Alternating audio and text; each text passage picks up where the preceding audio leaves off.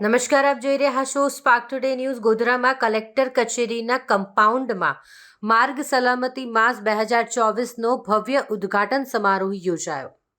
જિલ્લા કલેક્ટર આશિષ કુમારની અધ્યક્ષસ્થાને માર્ગ સલામતી માસ 2024નો ભવ્ય ઉદ્ઘાટન સમારોહ યોજવામાં આવ્યો, જેમાં કાર્યક્રમની શરૂઆત પહેલા વડોદરા શહેરમાં બનેલ દુર્ઘટનામાં મૃતકોને શ્રદ્ધાંજલિ પાઠવવામાં આવી. ત્યારબાદ કાર્યક્રમની શરૂઆત કરવામાં આવી, જેમાં આ સમારોહમાં પંચમહાલ જિલ્લા પોલીસ વડા હિમાંશુ સોલંકી, વિભાગીય નિયામક BR ડિંડોર, RTO અધિકારી SB કાચા, ARTOના અધિકારીઓ વગેરે ઉપસ્થિત રહ્યા હતા. તમામ અધિકારીઓએ માર્ગ સલામતીને લઈને લોકોને જાગૃતતા દેખાડવા તેમજ ટ્રાફિકના નિયમોનું પાલન કરવા માટે સૂચના આપી હતી. એક ખૂબ જ ગંભીર વિષય છે.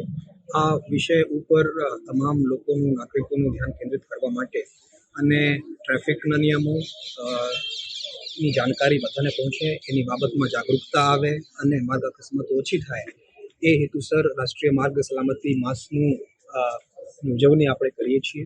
એ મંથ દરમિયાન અલગ અલગ પ્રકારના સેમિનારોનું આયોજન થશે.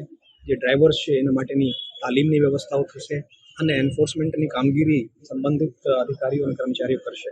એટલે માર્ગ સલામતીના જે નિયમો છે, ટ્રાફિકના જે નિયમો છે, એની બાબતમાં લોકોમાં જાગૃતતા આવે અને માર્ગ અકસ્માતો ઓછી થાય, એ વિષય ઉપર ધ્યાન કેન્દ્રિત કરવા માટે રાષ્ટ્રીય માર્ગ સલામતી માસનું આયોજન અને એની ઉજવણી આપણે કરીએ છીએ.